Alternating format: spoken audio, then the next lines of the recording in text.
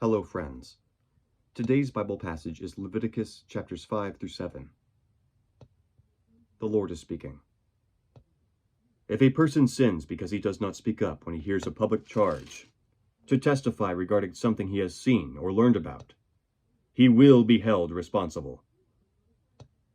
Or if a person touches anything ceremonially unclean, whether the carcasses of unclean wild animals, or of unclean livestock, or of unclean creatures that move along the ground, even though he is unaware of it, he has become unclean and is guilty. Or if he touches human uncleanness, anything that would make him unclean, even though he is unaware of it, when he learns of it, he will be guilty. Or if a person thoughtlessly takes an oath to do anything, whether good or evil, in any matter one might carelessly swear about, even though he is unaware of it, in any case, when he learns of it, he will be guilty.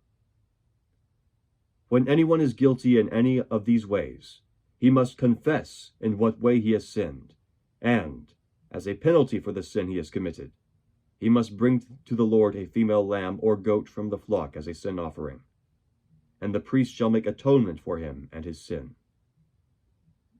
If he cannot afford a lamb, he is to bring 2 doves or 2 young pigeons to the Lord as a penalty for his sin, one for a sin offering and the other for a burnt offering. He is to bring them to the priest, who shall first offer the one for the sin offering. He is to wring its head from its neck, not severing it completely, and is to sprinkle some of the blood of the sin offering against the side of the altar. The rest of the blood must be drained out at the base of the altar. It is a sin offering.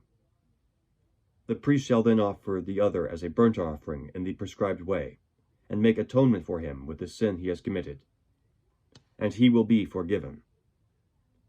If, however, he cannot afford 2 doves or 2 young pigeons, he is to bring as an offering for his sin 1/10 of an ephah of fine flour for a sin offering. He must not put oil or incense on it, because it is a sin offering. He is to bring it to the priest, who shall take a handful of it as a memorial portion, and burn it on the altar on top of the offerings made to the Lord by fire.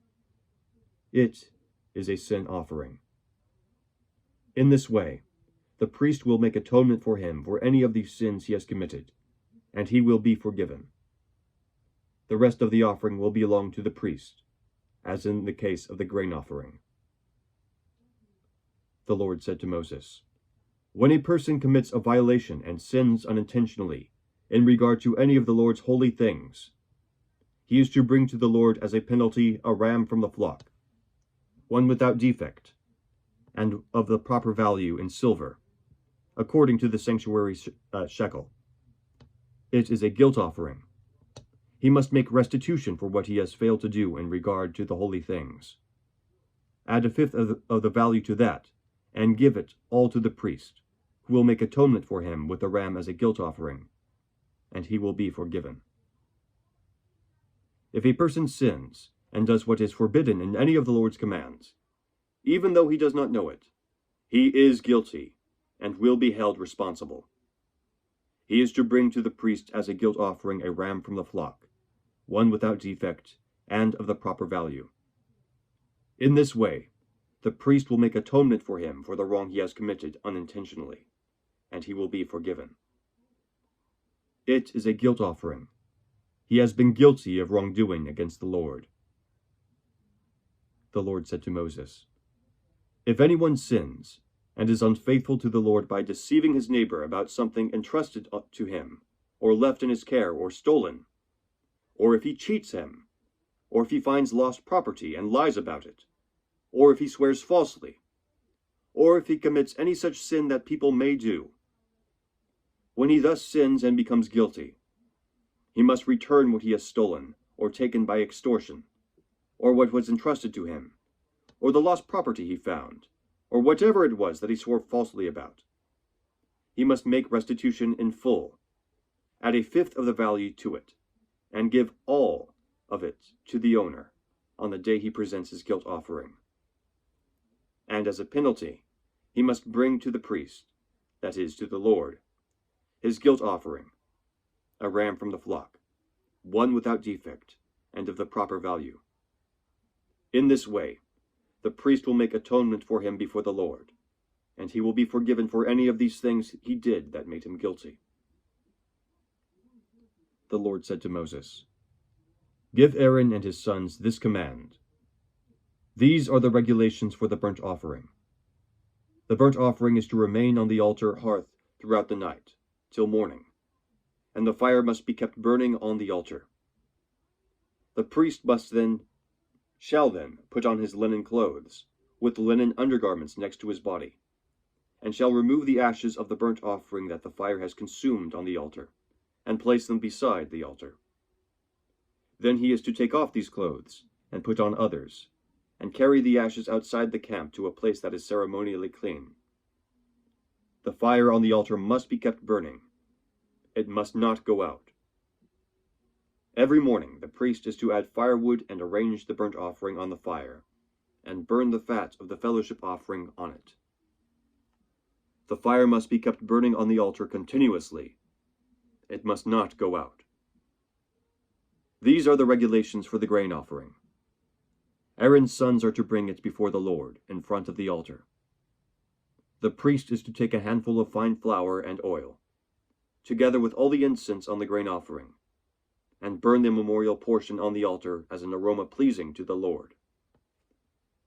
Aaron and his sons shall eat the rest of it, but it is to be eaten without yeast in a holy place. They are to eat it in the courtyard of the tent of meeting. It must not be baked with yeast. I have given it as their share of the offerings made to me by fire. Like the sin offering and the guilt offering, it is most holy. Any male descendant of Aaron may eat it. It is his regular share of the offerings made to the Lord by fire, for the generations to come. Whatever touches them will become holy. The Lord also said to Moses, "This is the offering Aaron and his sons are to bring to the Lord on the day he is anointed: 1/10 of an ephah of fine flour, as a regular grain offering, half of it in the morning, and half in the evening. Prepare it with oil on a griddle. Bring it well mixed, and present the grain offering broken in pieces as an aroma pleasing to the Lord. The son who is to succeed him as anointed priest shall prepare it. It is the Lord's regular share, and it is to be burned completely. Every grain offering of a priest shall be burned completely. It must not be eaten."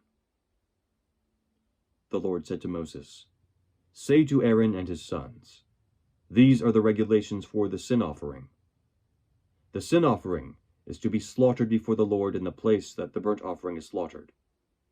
It is most holy. The priest who offers it shall eat it. It is to be eaten in a holy place, in the courtyard of the tent of meeting. Whatever touches any of the flesh will become holy. And if any of the blood is spattered on a garment, you must wash it in a holy place. The clay pot the meat is cooked in must be broken. But if it is cooked in a bronze pot, the pot is to be scoured and rinsed with water. Any male in a priest's family may eat it. It is most holy.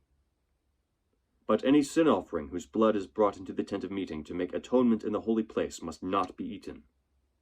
It must be burned. These are the regulations for the guilt offering, which is most holy.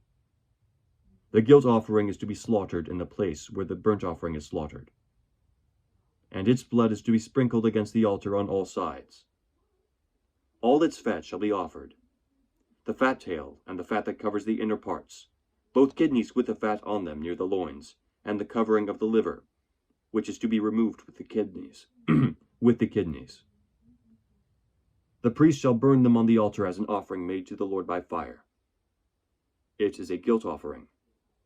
Any male in a priest's family may eat it, but it must be eaten in a holy place. It is most holy. The same law applies to both the sin offering and the guilt offering. They belong to the priest, who makes atonement with them.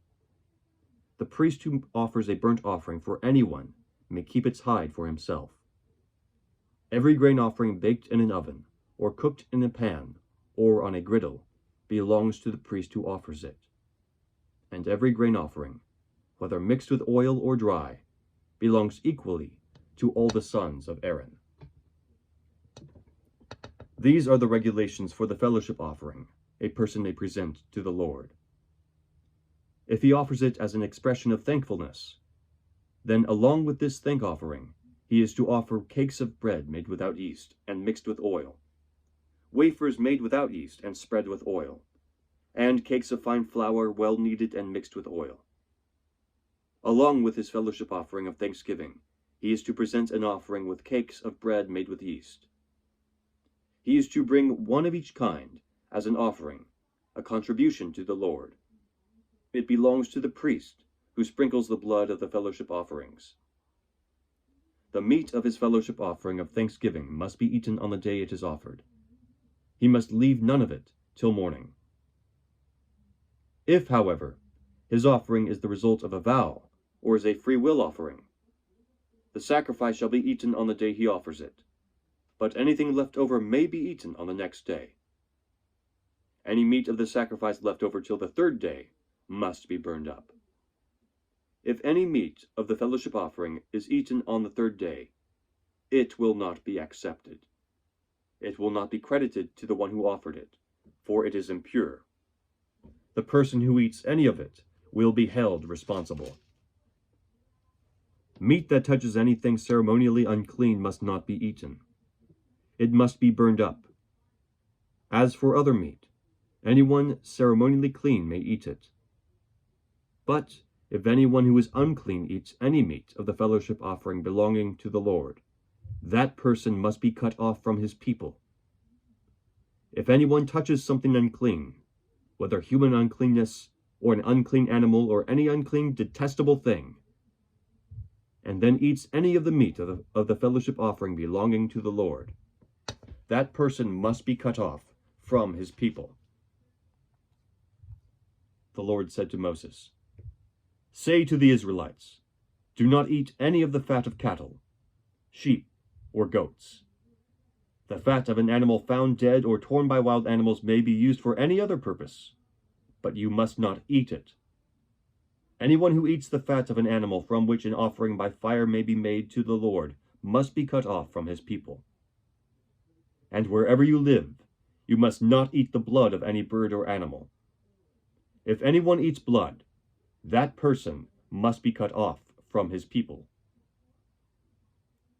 The Lord said to Moses, "Say to the Israelites, anyone who brings a fellowship offering to the Lord is to bring part of it as his sacrifice to the Lord. With his own hands he is to bring the offering made to the Lord by fire. He is to bring the fat, together with the breast, and wave the breast before the Lord as a wave offering. The priest shall burn the fat on the altar, but the breast belongs to Aaron and his sons. You are to give the right thigh of your fellowship offerings to the priest as a contribution. The son of Aaron, who offers the blood and the fat of the fellowship offering, shall have the right thigh as his share. From the fellowship offerings of the Israelites, I have taken the breast that is waved and the thigh that is presented, and have presented them to Aaron as the priest, and his sons as the regular share from the Israelites. This is the portion of the offerings made to the Lord by fire, that were allotted to Aaron and his sons on the day that they were presented to serve the Lord as priests. On the day they were anointed, the Lord commanded that the Israelites give this to them as their regular share, for the generations to come. These, then, are the regulations for burnt offering, the grain offering, the sin offering, the guilt offering, the ordination of offering, and the ordination offering, and the fellowship offering, which the Lord gave Moses on Mount Sinai on the day he commanded the Israelites to bring their offerings to the Lord, in the desert of Sinai. The word of the Lord. Thanks be to God. Have a great day.